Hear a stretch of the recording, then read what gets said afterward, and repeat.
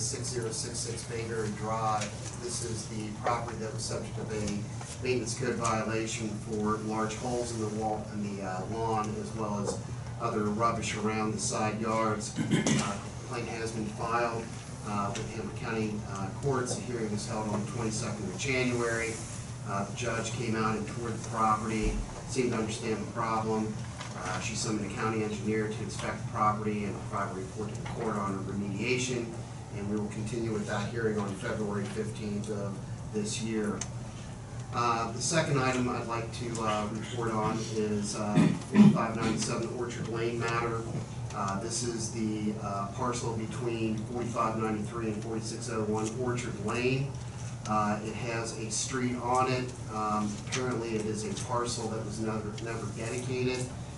It was sold to an individual who applied for a building permit. The township asked my office to take a look at what the rights were of him to receive a building permit. In a nutshell, there is a street easement that was recorded in the deed for that parcel being 4597.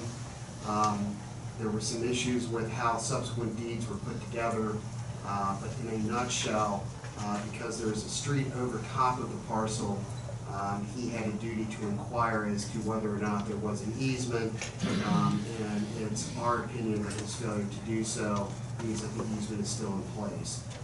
So our recommendation to Mr. Bickford has been to deny the application for the building permit.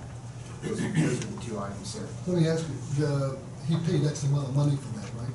My understanding is that it went to a tax foreclosure sale and he paid approximately $6,000 for it.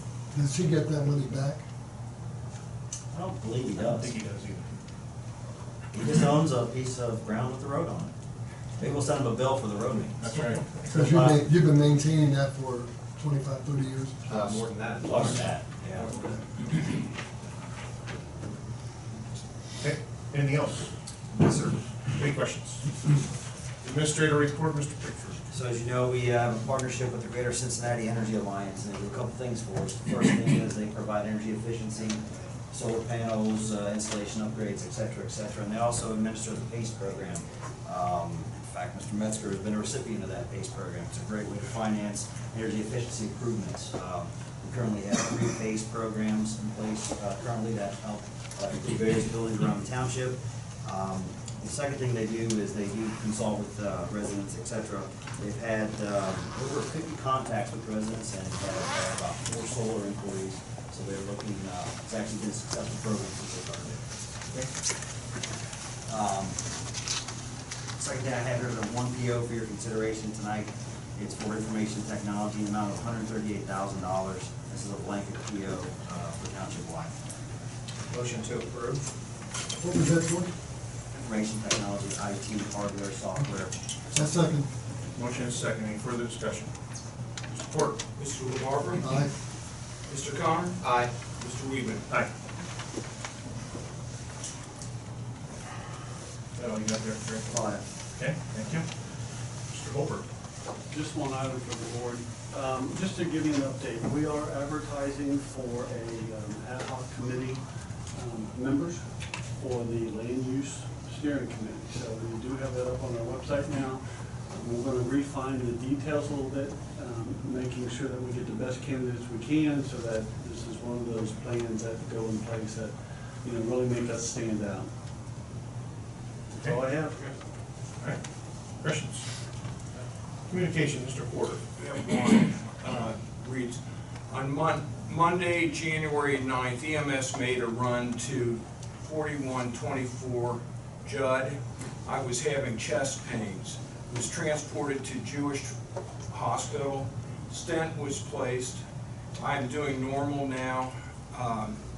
Thank you from the bottom of all my heart. This is from Rich and Charlotte Goodhart. Okay. Very nice. Job, Chief. Thank you. There's no old business, new business, zoning case 2018-20Z. Do we have a motion? I would like to make a motion to approve the application subject to the following conditions. They're lengthy, they pretty much follow most of what was recommended by the zoning commission, but I'd like to read the recommendations as follows. Unless listed as an item of relief, all aspects of the Sycamore Township zoning resolution be adhered to. Dumpsters and related trash handling areas shall be restricted to pickup times between 7 a.m. and 9 p.m. Sign and site lighting levels shall be reviewed by staff after installation of signage and parking lot lighting. If the lighting levels are determined to cause a nuisance to surrounding property owners, the light levels shall be lowered as required by staff. No cell or communication towers on site. Shared parking agreement must be put in place, recorded, and remain a no-build area. Proposed dumpster enclosure to be filed under a separate application for the property at 7900 East Kemper Road. The proposed curb cut and secondary entrance from Solzman Road be removed. No lights are permitted on the north elevation of the building, and proposed lights on the east and south elevations be shielded to prevent any glare. The applicant to apply for and be granted a minor adjustment to a PUD to modify the existing proposed additional parking area being added to 7900 East Kemper. Staff believes this condition could be a minor adjustment if the new ISR is not above 0.65. Also, the following variances, the required buffer between 7900 East Kemper and the proposed development be granted as designed. The lighting limits along the western property line be granted as submitted, and the building height be approved as designed. Okay, we have a motion, do we have a second? You have a second? Motion is second, any further discussion? I'd just like to say that I think that would be a great addition to an already very successful and very good community citizen. Congratulations. Congratulations.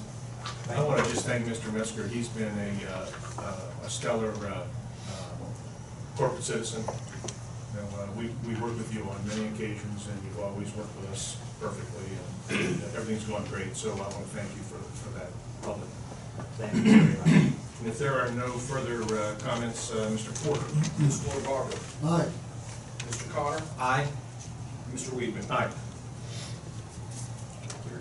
Okay, resolution authorizing direct transfer of funds for economic development purposes, Sycamore Township CIC. Do you have that? You want to read it? I do, Mr. Chairman. So I have a resolution authorizing and directing a transfer of funds for the economic development purposes of Sycamore Township CIC Inc., the designated community improvement corporation of Sycamore Township, and dispensing with the second reading. Motion to approve. Second? Motion is second. Any further discussion? Mr. Porter. Mr. Barber. Aye. Mr. Connor. Aye. Mr. Weedman. Aye. Okay, we have trustee comments. So, Mark, do you have anything? Yes, I do. With all due respect to Mr. James, it was a little bit of a character assassination the last meeting, and I do want to address that. So I apologize to you for carrying on with this. That meeting of the year last month should have been an embarrassment for all of us. Tom Weedman called me a liar, a fake, and a fraud, and you said you had 22 more items that you were saving. And I want you to give those 22 items to the public that you have against me. I was going to yield to you. I'll let you do that when I'm done. You've discovered some things about me you want to share. Our administrator, Greg Bickford, thought Tom Weedman didn't respond to me for a full year and asked me, was it pent-up frustration? Of course he responded to me, especially when I mentioned the word transparency. I was shocked when Tom topped Rod Porter with his outburst that you find for some reason acceptable. Tom took ownership of everything I mentioned involving transparency. We've been described on the town as being transparent on everything from Taco Bell public records to the Ohio checkbook. In future meetings, I will address his concerns about my issues with transparency. I'm going to address one item that Tom spent considerable time blasting me.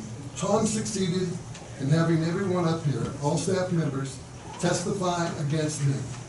My objections were from a meeting about the Ohio checkbook. I clearly stated, and I quote, I refer you to the workshop meeting of April the 17th. That was the meeting Rod Porter got unglued and yelled at the state treasurer's representative.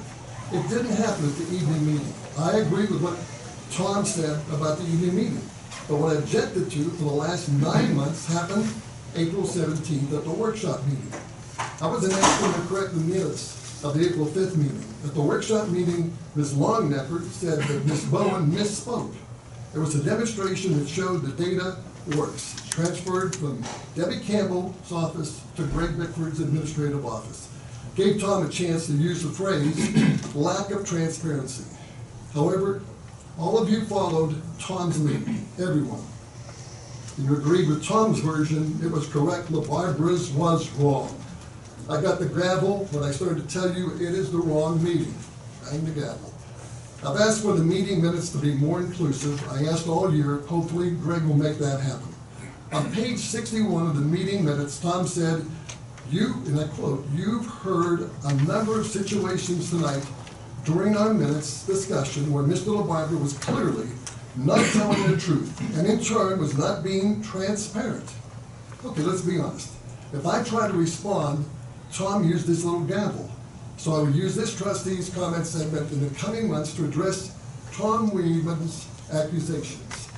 At last month's January's trustee meeting, our trustee chairman, Tom Weedman, brought up a $10,000 campaign contribution he received from CIG, a developer who had a $100 million project that Tom knew was going to be considered in the immediate future.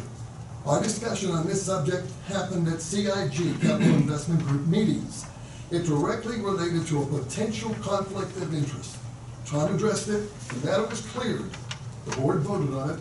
For all purposes, it was over. However, Tom decided to bring the $10,000 contribution up again and the 2017 election. So this subject is now in play for my response tonight. Because Weedman raised the attack on me for in-kind contributions, I will address this. During the CIG public meetings, resident Peter Bertoli discovered that Tom Weedman got a check for $10,000 from Carriage Encore 2 LLC after the election. Tom said in last month's meeting, I probed Mr. Bertoli. When I said, you're saying Mr. Weedman got that contribution after our campaign. At the last meeting, Tom Weedman claimed I had his financial report and that I knew when he got the $10,000. Yes, I had Tom Weedman's report. I got it after the 2017 election, but I had no idea that Carriage Encore LLC was in fact Capital Investment Group, CIG. Peter Bertoli was wrong. Tom didn't take the $10,000 after the election. Weedman, during his outburst last month, called me a liar, fake, fraud. Tom explained transparency. The root of transparency is the truth. Repeat it. The root of transparency is the truth. He said LaBarbera's statement showed a blatant lack of transparency. Tom said that I said it was a week before the election. Tom is right. Reference page 33 of the November 13 meeting notes. I said October 26th, a week before the election. I was wrong. I was wrong. October 26th was 12 days before the election. 2 weeks, 3 weeks, 4 weeks. That's not the issue. Greg Fisaro also gave Tom $1,100. When I asked Mr. Fisaro why he gave Tom $10,000, he said because Tom asked me for the money. Tom accepted a campaign contribution of $10,000 knowing CIG was going to be discussed in the near future. The key here is the huge amount and the timing of this $10,000. Page 35, I said, in that meeting, Stephanie Dumas just won a Hamilton County Commissioner's position with $12,000. The enormity of that's a huge figure, $10,000. It came from an LLC, it was hidden, $10,000. As an elected trustee, I knew I was the only one up here who would question that. Mr. Fisaro asked, what about Paul Sower? How much did he give you? Mr. Fisaro that night was trying to throw this talk off of pay-for-play, divert the attention away from Tom. Paul didn't have a $100 million development that we had 8 meetings and more than 30 hours discussing. I should have said, I don't know. I didn't know how much money, if any. I said that. I wasn't prepared to answer, and I was thinking, when Doug Miller, our lawyer, cut me off saying, well, we're getting a little far off, it's irrelevant. It's irrelevant. Because of my answer, Tom Weedman said last month, and I quote, I would say that this shows a premeditated lack of transparency on your part. You lied to everybody in this audience.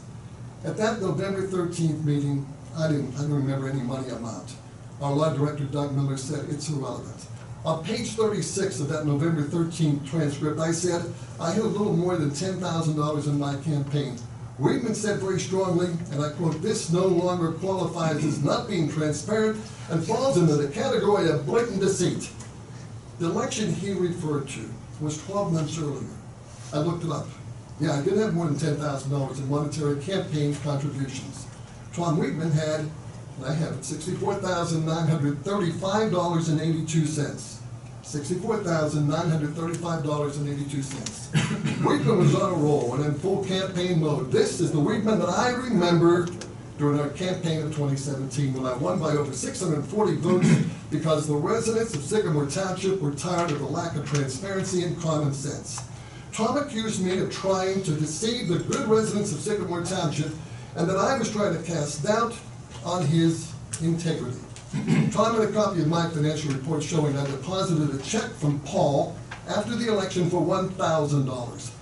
Perfectly legal, you can accept campaign contributions anytime. He added with gusto, but the best is yet to come. Weidman made it sound nefarious when he said I used that $1,000 and took $2,000 out of my account. At that time, I had over $6,000 in my account. Tom knows very well it was a loan I made to myself. Around the same time, Tom Weidman withdrew $2,620.46 because it was his loan. This is Tom Weidman. He took a $10,000 contribution from a hidden LLC, not exactly transparent. There is something called in-kind contributions. You need to put these in your report. Most of this is subjective. I had $5,281.46. Now, most of those people had no idea I listed them. Marty Brennan, the voice of the Reds, voiced my robocalls. He said, "Can I help you?" I put down 300. I could have put down 2,000. Marty's not going to do that for anybody.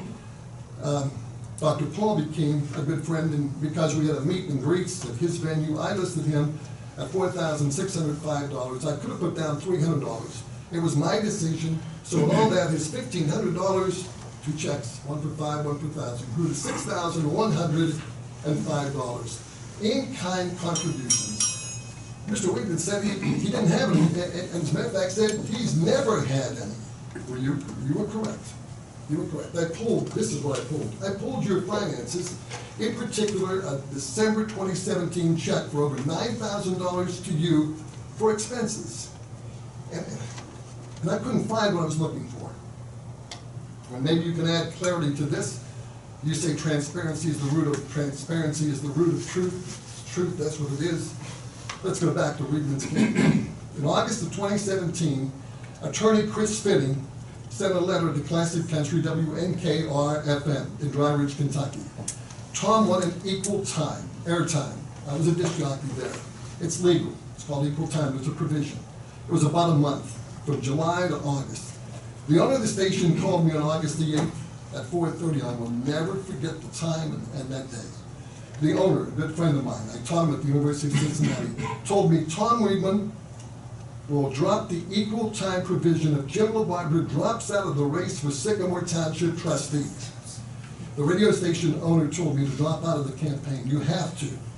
I said no, I couldn't, and I got fired. That was the end of my radio career. I couldn't find in your financial where you paid Chris Finney or Finney Law. That's an example of an in-kind contribution. You should have listed this for legal time. What, $600, $800, $1,000? The owner of WNKR-FM Dry Ridge told me Mr. Weidman recorded 8 one-minute commercials that played on the station. I don't see any in-kind contribution. I talked with the owner again today. There was a website that was extremely negative, mocking me and my family. My life is very open. I've written a book. I've been on the radio for more than 50 years. However, it mentioned my wife, Sally, who was in the hospital undergoing a bone marrow stem cell transplant for MDS leukemia. We're very private on this matter. The website mentioned her. This was very personal. Only our closest friends knew she was in the hospital. I confided in Tom Weidman because Tom Weidman's wife had another form of cancer. Liberal LaBarbera was created by Paul Wiggins, 7192 Euclid Avenue, a church parking lot, a fake address. I don't know how long it was up, because Alex Triantafilo, head of the Hamilton County Republican Party, he doesn't normally get involved. It was that disgusting met me, had it taken down in a day after he heard about it. He told me it wasn't Cliff Bishop. I said, I know. Well, that was the end of Paul Wiggins until the week before Election Day. Every Republican resident in Sycamore Township received a mailer of me wearing a Bishop Weidman t-shirt. You may remember getting this in the mail. I helped campaign for them the previous time they ran. This was paid for by Paul Wiggins, private citizen, as the First Amendment right. Well, there is no First Amendment right because there is no Paul Wiggins. After the election in December 2017, at the Silver Spring House, Tom and I met. He said, I think Paul Wiggins is somebody in the Sycamore Township Republican Club. I told Tom, whoever wrote Liberal LaBarbara also created your final website. We've been sent a letter explaining that LaBarbara told so many lies, Tom couldn't write them in a letter, and Tom sent them to a website. Some of that same verbiage, same phrasing was on that website. Weidman told me he had nothing to do with that website. I would think Weidman had to know. It was his response to all of my so-called untruths. Weidman paid for the website created by whoever should be listed. If he didn't pay the person, I don't see that on Weidman's financials. That should have been listed as an in-kind contribution. Value maybe, what, $2,000, $3,000? A number of residents, township residents, told me and others that they saw Tracy Cullum, spotted our road supervisor, putting signs up for Tom and Cliff. I don't know because I never saw that, but if that was true, Tom could have listed him truck and gas money in kind contribution. The way which he has a truck and gas is free, so the in-kind contribution would then be listed Sycamore Township. I'm not going to call Tom Weidman names the way he called me a liar, fake, a fraud. I had a blatant lack of transparency that I tried to deceive the residents of Sycamore Township. In conclusion, the first meeting of the year totally was an embarrassment to all of us. And Tom said he had 22 more items on me to share about me being fake, a fraud, and I do want to hear them at some time in the public setting. And I also have more comments about Tom Weidman, but I will save those if necessary for a more opportune time. And I do agree with Mr. James. This is not the setting for that kind of an attack. And the only reason, I'm gonna go home and take a good shower tonight because I feel dirty even talking about that. But I think we should, we had talked about this for briefly, and I said, I do want to respond to you. So that's my response. Okay, great, thanks. Danny, any comments? I agree with Mr. James. I think this is totally inappropriate at these meetings, and I hope to God it ends soon. Okay. My only comments are that what Mr. LaBarbera told you tonight is not totally true again. I didn't call him a fake or a fraud. I said that his definition of transparency was a fake and a fraud, because you must tell the truth. If you want transparency, you must have the truth. And the only reason that any of the political stuff came up is because he stated that in a public meeting. He stated that in a public meeting. This room was full of people. He stated in a public meeting those things, and all. That's the only reason I took them out of the minutes, and I contradicted them. Now, if any of you here tonight, or any resident who might see this video, wants to come and call me at the township, I would be more than happy to supply them with every bit of information I have. But other than that, I agree with Mr. James. I think we're off track. There were allegations made to me tonight about talking to the radio station manager, owner. I've never talked to him in my life, ever. I talked to a guy. No. I talked to a guy who worked there. I have the floor. I have the floor. You had your opportunity. I never talked to anybody, nor did I ever say get out of the race. Never did I ever say that. So that's not true either. And lastly, this liberal LaBarbera website that he keeps referring to, I have no clue what that is. I have no clue what it is. I've never seen it. He continues to keep saying that I have no idea what that is. I have no idea what it is, Jim. Sorry. Sorry. When you're done, okay. Sorry. I'm going to respond to that, because in fact, this was your last mailer to... That was not my last mailer. I didn't do the mailer. This went to all the Republican people. The Democrats got a special one with Guy with a hat turned backwards, it was vote for Trump, and that went to the Democrats. I didn't say that you said that. If you heard what I said the lawyer, Chris Finney, wrote a letter saying that this was what he wanted. Yes. If he would do that, then you would drop that. So in the payment to Chris Finney. Chris Finney wrote it, and I'm saying, did you pay Chris Finney? I did. If you look at my following check, I might check one in this past year, look at my last statement. So you paid it later then? Yes, Much later, yes, much yes, later yes. than that? Yep. And how about Paul Whitman? No idea who it is. No, it is. Yep. And who did your website? Who was the person who did your website? You found a website that told about my lies and all the This is Okay, ridiculous. sure that you did. It's ridiculous. You Okay, know why. Mr. Porter, bills and receipts.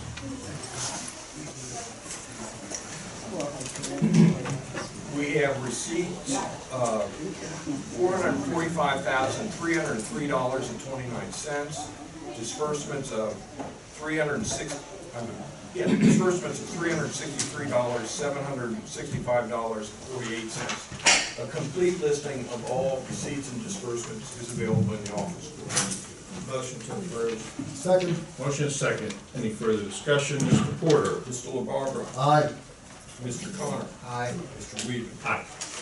Okay, we have motion to adjourn. Motion to adjourn. And you have a second. Motion and a second. All in favor? Aye. Aye, we are adjourned. Good night, everyone. Yep. Keep on, see you, buddy. You don't have to- I do not.